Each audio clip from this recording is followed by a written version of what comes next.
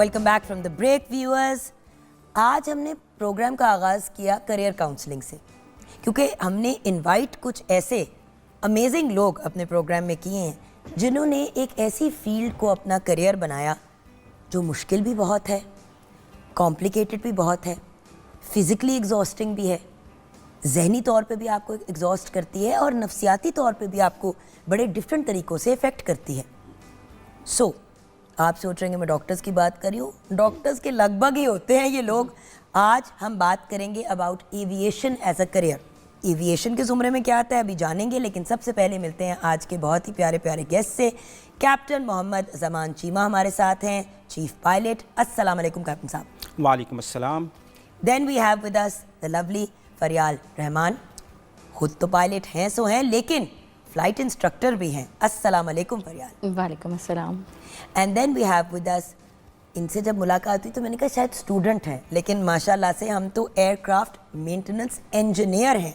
We have Arooj Ikram with us. अस्सलाम वालेकुम। वालेकुम अस्सलाम।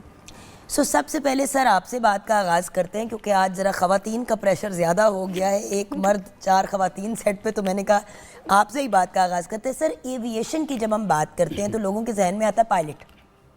Basically aviation as a career, इसके ज़ुमरे में क्या क्या आता है सर?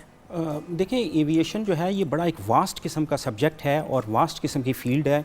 अपॉर्चुनिटीज़ भी इसमें बहुत ज़्यादा हैं, लेकिन बेसिकली हम इसको 3 हिस्सों में डिवाइड कर सकते हैं। एक है फ्लाइंग यूनिट जिसमें पायलट हैं, दूसरा है एयरक्राफ्ट इंजीनियरिंग जिसमें इंजीनियर हैं जो जहाज़ को मेंटेन करते हैं, हमारी शहजादी जो वहाँ पे बैठी जी बिल्कुल। और तीसरा है एविएशन मैनेजमेंट, जो मैनेज करते हैं हर फ्लाइट को एयरपोर्ट के ऊपर। वो लोग जो ग्राउंड हैंडलिंग या एयरक्राफ्ट की प्लानिंग करते हैं, ये भी एक बहुत बड़ा वास्ट फील्ड है। तो बेसिकली ये 3 जो डिपार्टमेंट हैं एविएशन के, फ्लाइंग, इंजीनियरिंग और मैनेजमेंट। अमेजिंग। यस। ओके, देखिए हम तो बार बार कह रहे हैं अपने पैशन को प्रोफेशन बनाओ, पता नहीं अब आप लोग क्या कहने वाले हैं, लेकिन चले एक रिस्क ले लेते और पूछ लेते। फरियाल जी, इस तरफ रुझान कैसे हुआ? पायलट की ज़िंदगी, इवन जो आपके एयरक्राफ्ट पे क्रू होता है, ऑल ऑफ दोज पीपल, बड़ी टफ लाइफ होती है, बहुत ही मुश्किल ज़िंदगी होती है, ना दिन का होश ना रात का होश, कभी कभी बैक टू बैक फ़्लाइट्स, कभी कभी मतलब लोग तो कहते हैं कि पायलट बन जाओ तो अपनी पूरी फैमिली लाइफ को डिस्टर्ब कर लो। तो आपका इस तरफ रुझान कैसे हुआ and then how did you get into this line? Actually मेरे जो ग्रैंडफादर थे वो एरोनॉटिकल इंजीनियर थे और मेरे घर में सारे के सारे लोग ही, ऑलमोस्ट मेरे सारे बहन भाई एविएशन से किसी ना किसी तरह जुड़े रहे हैं। तो मुझे भी शौक था, तो इसीलिए मैं भी इस फील्ड में आ गई। क्या फैमिली का प्रेशर ज़्यादा था? नहीं, फैमिली का प्रेशर एक्चुअली आपको शौक था? बट नहीं, एक्चुअल में मुझे शौक। Then why pilot? क्योंकि आपने कहा एविएशन से रिलेटेड, इंजीनियरिंग की तरफ भी जा सकती थी आप। नहीं, मुझे फ्लाइंग का ही शौक था। फ्लाइंग का शौक जी। तो किस एज पे एहसास हुआ कि यही करना है? मुझे ऑलमोस्ट 20 ईयर्स में एहसास हुआ था कि करना चाहिए, लेकिन मैंने किया बहुत लेट। ओके, बट खैर माशाल्लाह you are not just a pilot, you are also an instructor. देखिए अब तो आप सिखाने वालों में से। जी। ओके अरूज, मुझे अभी भी यकीन नहीं आ रहा कि आपकी डिग्री मुकम्मल हो चुकी है। जाते जाते एक दफ़ा चेक करूँगी मैं ज़रूर। आपका बेटा इस तरफ रुझान कैसे हुआ? एंड देन इंजीनियरिंग की, to go into engineering is one thing, but then engineering से एविएशन की तरफ ये जर्नी कैसे हुई from beginning to end? Basically मेरे फादर जो हैं वो मैकेनिकल इंजीनियर हैं। ओके।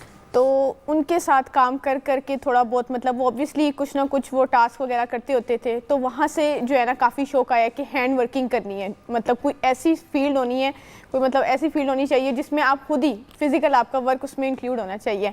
सो वो साइड देख देख के तो मेरा इस साइड पे इंटरेस्ट हुआ। और कुछ आज भी ये बात कही जाती है कि भाई लड़कियों को इस किस्म की चीज़ से दूर रखो, स्पेशली जब फिजिकल इंजीनियरिंग की, एयरक्राफ्ट, ये वो व्हाटएवर, तो एक जनरल सोच ये होती है, कहते हैं मुंडिया दा काम है क्या। Exactly. ये सिर्फ इस साइड पे सोच है, वरना तो दुनिया कहाँ से कहाँ पहुँच गई है। ऐसे ही है। How did you deal with that? Basically ये आपके पास कुछ हेल्पिंग हैंड्स होते हैं जो आपको आगे प्रमोट करते हैं। सबसे पहले आपकी पेरेंट्स की सपोर्ट होनी चाहिए और उसके बाद में आपको इस चीज़ की नॉलेज होनी चाहिए कि आप जब वहाँ पे काम करोगे, आपने single person is not working there, आपकी एक टीम वर्क होती है। टीम वर्क मिल के काम कर रही होती है तो किसी एक के ऊपर बर्डन नहीं आता, किसी एक को वो एक मैक्सिमम वेट लिफ्ट नहीं करना पड़ता। तो वो ऐसा गर्ल्स के लिए कोई इशू नहीं है, जस्ट ये लैक ऑफ नॉलेज कह सकते हैं कि उन तक अभी ये नॉलेज नहीं पहुंची कि उनको इतना काम करना पड़ेगा। सही। कैप्टन चीमा, ये बताइए कि आपका इस तरफ रुझान कैसे हुआ? I want to start at the beginning, first time. Jugan is very interesting, क्योंकि हमारा फील्ड ही बड़ा इंटरेस्टिंग है। मैंने जब होश संभाली, सर आपको इंटरेस्टिंग लगता है, हम जैसों को डर लगता है। नहीं, ये और मेरे हम साथ लोगों की जाने भी आप लोगों के हाथों में होती ये है। हमारे साथ मौजूद हैं जुगन। आई रिमेंबर कि I was 4 years old. School जाने से पहले we used to live in Islamabad, और मेरे फादर जो थे वो ईद पे मेरे लिए एक पूरा गिफ्ट लेके आए, जंबो जेट। वो पुराने वक्त में होता था और वो ई ऊपर जाता था, नीचे आता अच्छा, था। मैं ना उसके साथ खेलता था, और आई वॉज यंग, बच्चा था बिल्कुल मैं। तो जब मैं सोचता था कि ये जहाज़ टेक ऑफ कैसे करता है, और जब मैं उसकी टेल को पुश करता था तो नोज ऊपर चले आता था। हाँ जी, वही मैं उसको, और एक होता था जिसके नीचे से बटन लगाते थे तो वो इधर से तो करके जाता था। मैं ये सोचता था, बेटे हमारे ज़माने की बात हो रही है, आप नए ज़माने की। मैं ये सोचता था, जहाज उड़ते हैं। मैं ये सोचता था जुगन कि ये कैसे टेक ऑफ करता है, क्या चीज़ है। फर्स्ट आई थॉट कि इसके अंदर कोई ख़ास वेट होता है जिसको पायलट आगे या पीछे करता है, और ये वेट से ऊपर चले आता है, सीसॉ की तरह। ये मेरा सीसॉ की तरह। अच्छा, ये मेरे ज़हन में क्वेश्चन था। उस ज़माने में ना तो नेट था, ना हमारे ख़ानदान में कोई पायलट आप था। इतने पुराने लगते नहीं है सर। तो मैं जी नेट से पहले की बातें कर रहा हूँ। और फिर मैंने ये सोचता मेरा टाइम गुजर गया।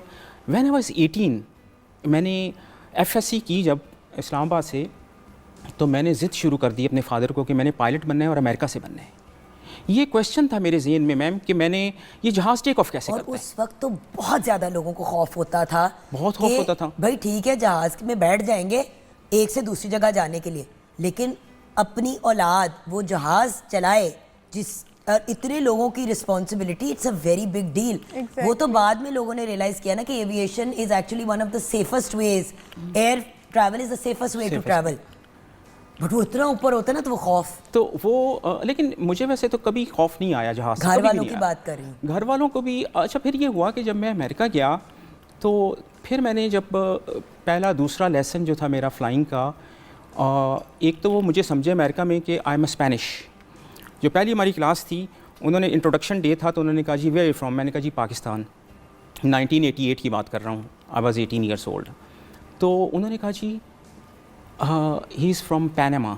दे थॉट पाकिस्तान, उनको पाकिस्तान का पता नहीं था उस वक्त। खैर, तो मैंने अपने इंस्ट्रक्टर से पूछा, मैंने कहा जी जहाज़ का टेक ऑफ का मुझे फार्मूला बताइए। तो उसने कहा जी एयर प्रेशर, ये सारा गेम एयर प्रेशर का है। मेन प्लेन और टेल प्लेन के नीचे जो एयर का प्रेशर होता है ना, उससे जहाज़ का नोज़ अप एंड डाउन होता है, जो पायलट के कंट्रोल में होता है। अच्छा, ये क्वेश्चन था जिसने मुझे पायलट बनाया। और मैं समझता हूँ कि बहुत अच्छा प्रोफेशन है। अगर आपका शौक़ और आपका प्रोफेशन एक ही हो तो बड़ा मज़ा आता है, ये किसी ने कहा। बिल्कुल सही आपने बात कही है सर, वही वाली तो बात है, जब तक आपका पैशन, आपका प्रोफेशन नहीं बनेगा तब तक इट्स वेरी डिफ़िकल्ट। लेकिन जो लोग एविएशन की तरफ आना चाहते हैं उनके लिए आप लोगों से ऑफ कोर्स मैंने गाइडेंस लेनी है। आपने मैम क्या अप्स देखें, क्या डाउन्स देखें, आपको क्या चीज़ें टफ़ लगी, क्या चीज़ें easy. Same thing to you मेरी जान, एंड सर आपसे भी। लेकिन एक ब्रेक के बाद, ब्रेक में जाने से पहले किचन में नज़र डालेंगे। जी chef Noor, what's the situation? जी, हमारा मोरक्कन चिकन भी रेडी है, सौते वेजिटेबल सॉस, और अगर हमने 1 सर्विंग करनी है तो हम इसको कर सकते हैं 1 सर्विंग। Absolutely wonderful, beautiful. वही वाली बात है ना व्यूअर्स, यहाँ पे एक होस्ट और एक्टर बैठी हुई है, यहाँ पे एविएशन से रिलेटेड हमारे लोग बैठे हुए हैं, engineering also included, then you got a chef on set. करने को तो आप कुछ भी कर सकते हैं। एंड बाय द वे, कैमरे के सामने वाले लोग हैं, कैमरे के पीछे देखें, कैमरा मैन, टीम, एक मार्केटिंग टीम है, वो शो को किसी भी एरिया में जा सकते हैं। तो फिर क्यों ज़बरदस्ती बच्चों को किसी तरफ पुश करें, उनको उस डायरेक्शन में हेल्प करें और गाइड करें जहाँ वो जाना चाहते हैं। सो ब्रेक के बाद हम जानेंगे अपने अमेजिंग गेस्ट से कि एविएशन में क्या टफ़ चीज़ें इन्होंने फेस की और क्या चीज़ें हैं जिन्होंने इनको जेन्युइनली ये फील कराया कि हाँ जी, I chose the right profession. Break के बाद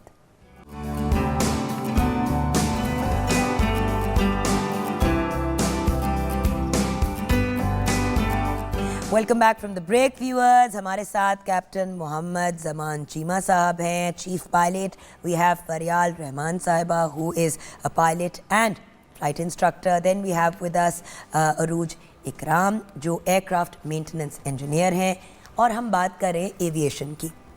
So, रियाल जी, आपसे बात का फिर आगाज़ अब यहाँ से करेंगे कि मुझे बताएं कि आपने क्या टफ टाइम देखा एविएशन की फील्ड में as a pilot and then as a flight instructor. What are the pluses, what are the negatives आपके लिए? जब शुरू में मैंने स्टार्ट किया था तो सबसे पहले तो एज मैटर करती है आपकी. मैं बात अपनी शुरू करूँगी, जैसे हमारे पास स्टीरियोटाइप थिंकिंग है कि अगर लड़की है तो आप उसको मेडिकल फील्ड में भेज दें और अगर लड़का है तो आप उसको इंजीनियर बना दें. हमें इसको ब्रेक करना है सबसे पहले.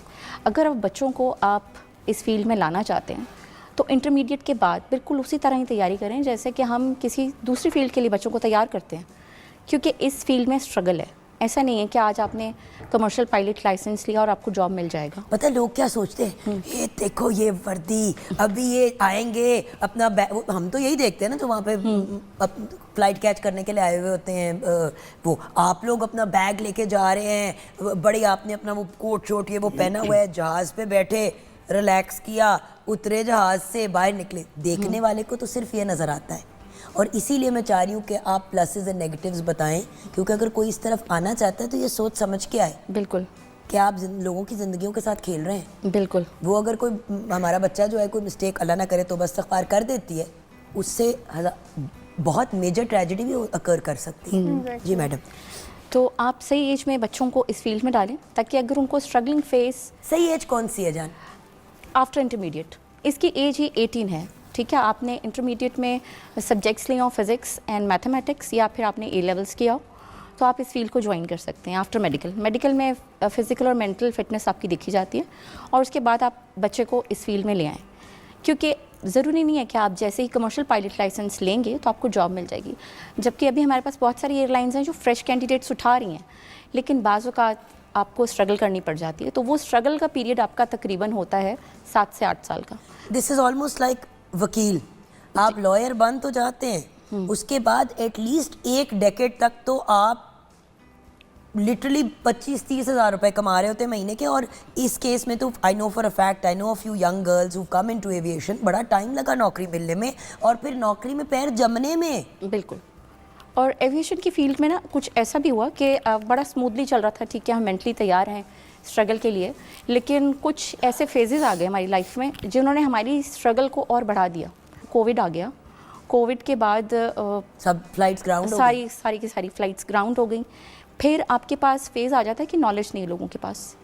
वो समझते हैं कि ये फील्ड लड़कियों के लिए है ही नहीं है, जबकि ये फीमेल्स के लिए मेरा ख्याल में इससे बेस्ट फील्ड कोई नहीं है, कि यहाँ पे भी फीमेल्स मौजूद नहीं है. तो मेरा ख्याल में कि इनको आगे आना चाहिए. और ऐसा कुछ भी नहीं है कि यहाँ पे फीमेल्स आगे नहीं आने देंगे, यहाँ पे मेल्स हैं, ऐसा कुछ भी नहीं है. आप यकीन करें कि जब भी आप फीमेल्स को प्रमोट करते हैं ना इस एरिया में, आप किसी भी डिपार्टमेंट में चले जाएँ, तो मेरे साथ तो हमेशा ये एक्सपीरियंस हुआ है कि जिस भी कंपनी में मैंने जॉब की है, मेल प्रमोट करते हैं कि आप आगे आएँ, आप आगे बढ़ेंगे, कि आप ओनली फीमेल हैं. Great example of that.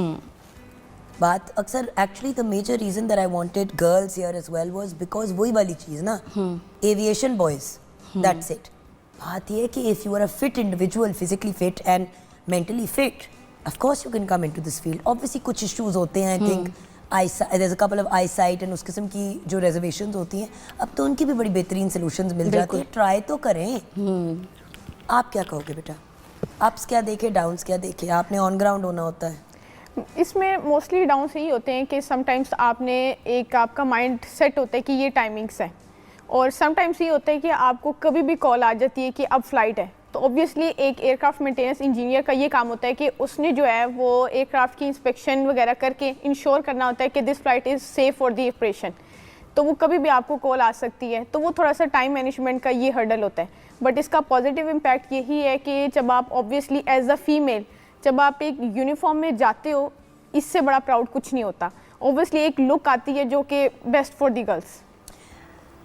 Sir आप क्या कहेंगे एज अ मैन ऑल्सो? देखिए अक्सर लोग जब रिश्ते, मुझे याद है व्हेन आई वाज यंगर, तो जब रिश्ते की बात होती थी तो कहते थे मुंडा की करदा है, पायलट आओ उत्थे नहीं रिश्ता करना, ऐदा तो ना दिन का टाइम है ना रात का टाइम है.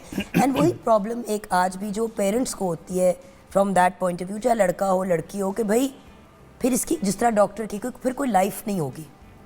एटलीस्ट डॉक्टर तो ऑन ग्राउंड होता है, लोगों को लगता है डेंजरस भी है और फिर होंगे and they won't be around either. देखिए मैम, ये जो प्रोफेशन है ना, ये थोड़ा सा बाकियों से डिफरेंट इस तरह है कि एक तो इसमें जब आप एंटर होते हैं तो हर बंदा अफोर्ड नहीं कर सकता फ्लाइंग करना, स्पेशली क्योंकि फ्लाइंग के रेट्स जो है ना आज 100 आवर्स पूरे करने होते हैं। 200 आवर्स वो- CPL के लिए, कमर्शियल पायलट के लिए 200 आवर्स। और आजकल पता है आपको कॉस्ट कितनी है 200 आवर्स की? I don't want to know. 15 million rupees, यानी 1.5 करोड़ रुपया तकरीबन आज के दौर में।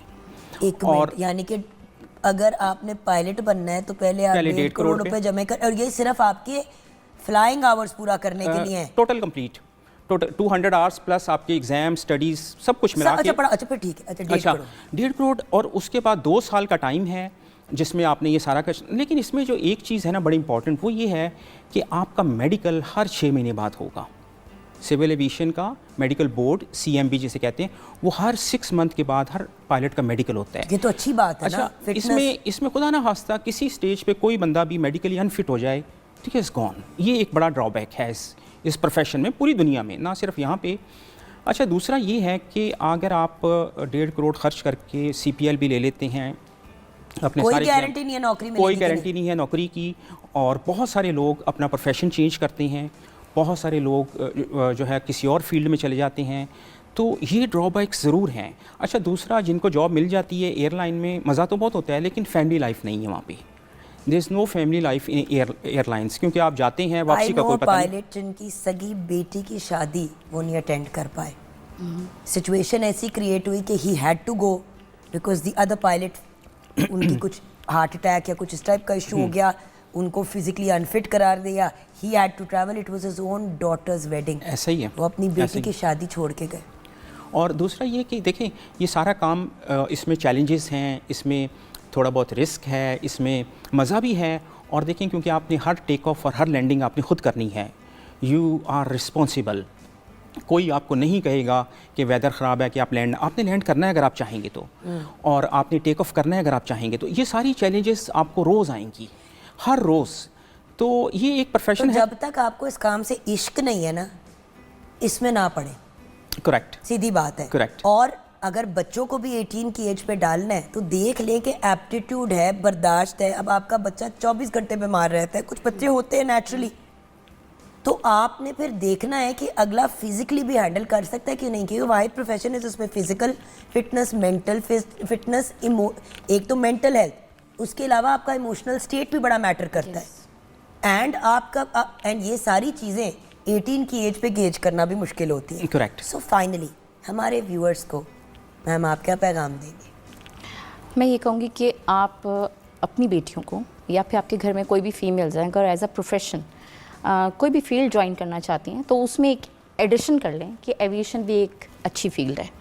इसको भी पॉजिटिवली आप लेके आगे चल सकते हैं, इसको एज अ प्रोफेशन आप, बल्कि मेरा ख्याल में कि अगर इसको एज अ प्रोफेशन चूज़ करते हैं तो बाकी प्रोफेशन से बेहतर आपको रिजल्ट्स मिलेंगे इसके अंदर। रूजा आप क्या कहोगे बेटे? मैं यही कहूँगी कि मतलब मोस्टली जो है वो वुमेंस को इस तरह की फील्ड्स आने में जहाँ पे फिज़िकल एक्टिविटीज़ ज़्यादा होती हैं वो काफ़ी ज़्यादा उनको लेट डाउन करती हैं कि ये this is not for you. उनको लेट डाउन नहीं करना चाहिए, यू शुड प्रमोट देम कि वो भी इस फील्ड में आएँ ताकि ये जो है ज़्यादा एडवांस हो फील्ड, आगे मज़ीद जो है ये हो। कैप्टन साहब आज की हमारी गुफ्तगू को प्लीज़ कंक्लूड कर दें, हमारे व्यूअर्स को पैगाम देते। जी, मैं तो ये कहूँगा जी कि ये फील्ड बहुत अच्छी है। इसमें आने वाले सालों में ये इंडस्ट्री बूम करेगी, ना सिर्फ पाकिस्तान में बल्कि सारी दुनिया में, क्योंकि कोविड को गुजरे हुए भी टाइम हो गया, बाकी मसाइल भी सारे हल हो गए। तो अब हमारी इंडस्ट्री है इसने बूम करना है। आने वाले सालों में बहुत सारा स्कोप है इसमें, स्पेशली फ्लाइंग और इंजीनियरिंग में। आने वाली यंग जनरेशन को मैं मैसेज देना चाहता हूँ कि आप इस फील्ड में आइए। और आने वाले दिनों में पाकिस्तान में बहुत सारी एयरलाइंस भी नई आ रही हैं, उनमें अपॉर्चुनिटीज़ हैं। दुनिया में बहुत सारी एयरलाइन नई चीज़ें इंट्रोड्यूस हो रही हैं, उसमें बहुत सारी अपॉर्चुनिटीज़ हैं। तो ये अपॉर्चुनिटीज़ एज अ नेशन हमने अवेल करनी है और आने वाले दिनों में हमारे यंग बच्चे इस साइड पे आएँ और पायलट और इंजीनियर बने। थैंक यू सो मच, बहुत बहुत शुक्रिया। And thank you so much for all the effort जो आप लोग डालते हैं।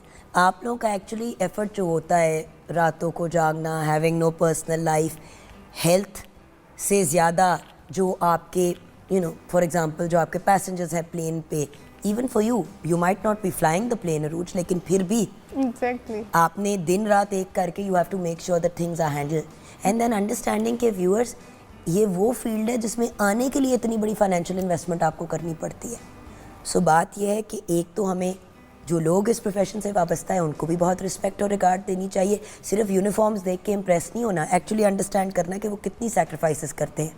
और अगर इस फील्ड की तरफ बच्चे या कोई भी आपका फैमिली मेम्बर इंटरेस्टेड है तो एटलीस्ट पूरी क्लैरिटी के साथ आगे आए।